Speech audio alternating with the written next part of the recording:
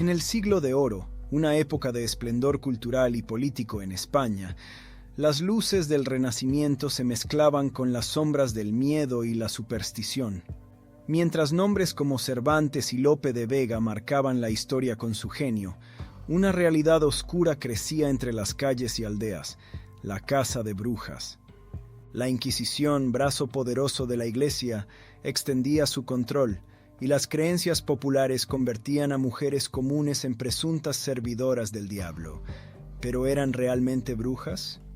¿O acaso fueron víctimas de una sociedad que temía lo que no comprendía?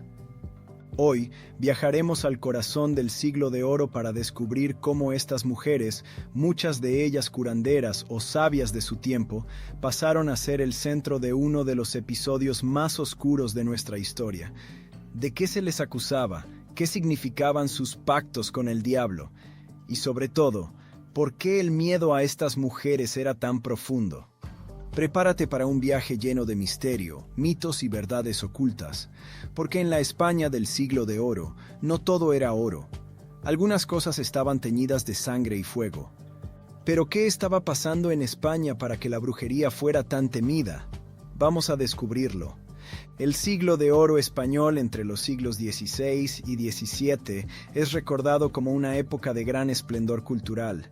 Escritores como Miguel de Cervantes y Lope de Vega, junto a pintores como Velázquez, dejaron un legado inmortal que todavía asombra al mundo. Pero detrás de este brillo artístico se escondía un rostro menos amable, una España profundamente religiosa y marcada por el miedo a lo desconocido. La Iglesia Católica, con la Inquisición como su herramienta más poderosa, tenía un control férreo sobre la sociedad. En este contexto, la fe y la superstición iban de la mano. El diablo no era solo una figura teológica, era una presencia tangible, un enemigo constante al que había que combatir. Para muchas personas, la brujería era una explicación lógica para las desgracias cotidianas: malas cosechas, enfermedades inexplicables o incluso disputas entre vecinos. Y las mujeres, especialmente aquellas que practicaban curandería, partería o tenían conocimientos ancestrales, se convirtieron en el blanco perfecto. ¿Por qué? Porque su conocimiento, fuera de los cánones religiosos, desafiaba el orden establecido. Se creía que algunas hacían pactos con el diablo y participaban en aquelarres, reuniones nocturnas donde supuestamente planeaban actos contra la fe y la sociedad. La combinación del control político y religioso de la Iglesia, junto con la ignorancia y el miedo, creó un ambiente propicio para la persecución. ¿Pero realmente existían estas brujas? ¿O era una paranoia colectiva alimentada por los temores de la época? ¿Qué tanto era realidad y cuánto era paranoia colectiva? Ahora descubramos cómo funcionaban los temidos juicios de brujería y cuáles fueron los casos más emblemáticos de esta persecución. En la España del Siglo de Oro, la caza de brujas tuvo su propio matiz, diferente al resto de Europa. Aquí los procedimientos de la Inquisición seguían una estructura estricta, aunque no por ello menos aterradora. Todo comenzaba con denuncias anónimas, muchas veces motivadas por rivalidades personales o simples sospechas. Una vecina que se quedaba embarazada después de años de infertilidad, un hombre que enfermaba repentinamente, o una vaca que dejaba de dar leche eran suficientes para encender las alarmas. Una vez denunciadas, las acusadas enfrentaban interrogatorios brutales. El uso de la tortura, aunque regulado, era común para obtener confesiones. No se trataba solo de confesar el crimen, sino de dar detalles de sus pactos con el diablo y señalar a otras personas involucradas. El destino de las acusadas variaba. Algunas eran obligadas a realizar penitencias públicas, como caminar descalzas cargando pesadas cruces, mientras que las sentencias más severas llevaban a la hoguera. Sin embargo, no todas las acusadas eran ejecutadas. La Inquisición española, a diferencia de otros países europeos, solía absolver a muchas por falta de pruebas o por considerar las acusaciones fruto de supersticiones. Uno de los casos más emblemáticos fue el de Zugarramurdi, un pequeño pueblo en el norte de España, conocido por sus aquelarres. En 1610, la Inquisición llevó a cabo uno de los juicios de brujería más famosos de la historia española. Más de 30 personas fueron acusadas, muchas confesaron bajo tortura, y 12 fueron condenadas a la hoguera. Curiosamente, los aquelarres en España diferían de los del resto de Europa. Mientras que en Alemania o Escocia las brujas eran retratadas como figuras más demoníacas, en España eran vistas como curanderas que habían cruzado una línea peligrosa con el diablo. Y hablando de aquelarres, ¿de dónde surgió la idea de que las brujas volaban para reunirse con el diablo? Hoy sabemos que muchas de estas visiones podrían explicarse científicamente. Se cree que algunas mujeres utilizaban ungüentos hechos con plantas alucinógenas como el beleño o la belladona, lo que provocaba sensaciones de vuelo y reuniones místicas. Pero más allá de los detalles de los juicios, debemos preguntarnos, ¿quiénes eran realmente estas mujeres? ¿Brujas o simplemente víctimas de un sistema diseñado para silenciarlas? La caza de brujas en España y en gran parte de Europa no fue solo una persecución religiosa o cultural, fue, en muchos sentidos, una herramienta de control social que afectó especialmente a las mujeres. La mayoría de las acusadas eran mujeres que ocupaban un lugar importante dentro de sus comunidades. Curanderas, parteras y mujeres con conocimientos sobre hierbas y medicina natural eran vistas con recelo por un sistema que temía lo que no podía controlar.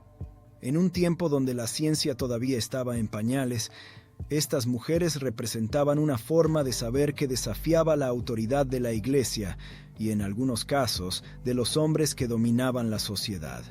Sus habilidades para sanar, asistir en partos o incluso prever cambios en el clima eran consideradas sospechosas. Este saber ancestral, transmitido de generación en generación, fue reinterpretado como magia negra, y sus practicantes como peligrosas aliadas del diablo. Sin embargo, la caza de brujas también fue una forma de mantener a las mujeres bajo control. En una sociedad patriarcal, aquellas que no encajaban en los moldes tradicionales, viudas, solteras o mujeres con opiniones fuertes, eran las primeras en ser señaladas. Su independencia se convertía en su condena. Si observamos este fenómeno con ojos modernos, no podemos ignorar cómo la narrativa de las brujas refleja una lucha histórica por el rol de las mujeres. Durante siglos, estas mujeres fueron demonizadas, pero ¿y si en lugar de temerlas hubiéramos valorado sus conocimientos? Hoy esta historia nos invita a reflexionar. ¿Cómo sería nuestra percepción de estas mujeres si hubieran vivido en otro tiempo? ¿Podrían haber sido científicas, líderes o precursoras de la medicina? Ahora veamos cómo esta oscura etapa dejó un legado que sigue influyendo en nuestra cultura y nuestras creencias. La caza de brujas en España no solo dejó una marca en la historia, sino también en su cultura. La literatura del Siglo de Oro, por ejemplo, reflejó el miedo y la fascinación por la brujería. Escritores como Lope de Vega, Quevedo y Calderón de la Barca incluyeron en sus obras personajes y temas relacionados con este fenómeno. Estas referencias no solo capturaban el espíritu de la época, sino que perpetuaban las supersticiones. Las supersticiones nacidas de esa época han sobrevivido hasta nuestros días. El miedo a los aquelarres y las historias de pactos con el diablo se convirtieron en mitos que, incluso ahora, inspiran relatos y películas. El arte también jugó un papel crucial en plasmar esta parte oscura de la historia. El pintor Francisco de Goya, en su serie de Pinturas Negras, capturó el ambiente tenebroso que rodeaba a las brujas. Obras como El aquelarre no solo reflejan las creencias de la época, sino que también cuestionan la irracionalidad de esas persecuciones. Un caso particular es el de Zugarramurdi, cuyo legado fue más allá de los juicios de la Inquisición. Este pequeño pueblo en Navarra, donde ocurrieron los famosos aquelarres, se ha convertido en una atracción cultural y turística. La leyenda de las brujas sigue viva y su historia ahora se celebra como parte del folclore español. Es importante destacar que, aunque España vivió esta caza de brujas, el número de ejecuciones fue significativamente menor que en otros países europeos. La rigidez y la estructura de la Inquisición, paradójicamente, Evitaron muchos excesos que sí se vieron en lugares como Alemania o Escocia. En este legado encontramos una mezcla de miedo, arte, cultura y turismo que nos lleva a preguntarnos, ¿de qué manera seguimos reinterpretando estas historias en la actualidad? Y más importante aún, ¿qué podemos aprender de ellas? El Siglo de Oro nos dejó un legado brillante en arte, literatura y cultura, pero también una oscura página de miedos y supersticiones. Las mujeres acusadas de brujería no solo fueron víctimas de su tiempo, sino de una sociedad que temía y no comprendía lo diferente. Estas historias nos invitan a reflexionar sobre cómo el miedo a lo desconocido puede llevarnos a cometer grandes errores y cómo estas mujeres, lejos de ser temidas, deberían haber sido valoradas por sus conocimientos y habilidades. ¿Qué opinas tú? ¿Fue la caza de brujas un fenómeno inevitable, marcado por las creencias de su tiempo, o un error histórico que podríamos haber evitado? Si te interesan más historias fascinantes como esta, no olvides darle like a este video, suscribirte a nuestro canal y activar nuestras notificaciones para acompañarnos en el próximo viaje en el tiempo. Nos vemos en la siguiente aventura.